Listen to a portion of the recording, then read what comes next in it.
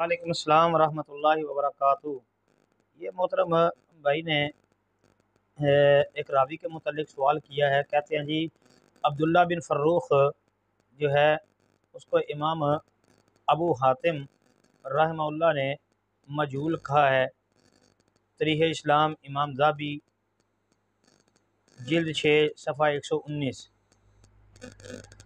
تو امام ذہبی رحمہ اللہ کہتے ہیں کہ مجہول نہیں، اس کی کہتے ہیں جی وضاحت کر دیں صحیح بات کیا ہے۔ محترم بھائی صحیح بات یہ ہے کہ امام ابو حاتم رحمۃ اللہ علیہ نے اسے مجہول کہا ہے۔ امام ذہبی رحمۃ اللہ علیہ نے تاریخ اسلام کے اندر یہ لکھا ہے کہ ما ہوا بمجہول۔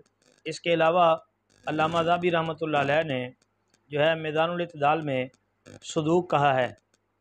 پھر تاریخ الثقات کے اندر امام اجلی رحمۃ اللہ علیہ نے اس کو ثقہ قرار دیا ہے کہ یہ شامی راوی ہے، شام کا رہنے والا ثقہ ہے۔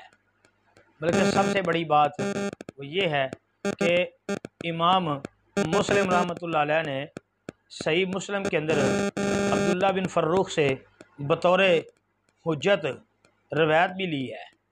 مطلب یہ ہوا کہ امام مسلم رحمۃ اللہ علیہ کے نزدیک، امام اجلی رحمۃ اللہ علیہ کے نزدیک، علامہ ذہبی وغیرہ کے نزدیک یہ راوی ثقہ ہے، صدوق ہے، تو اسے مجہول کہنا وہ درست نہیں ہے۔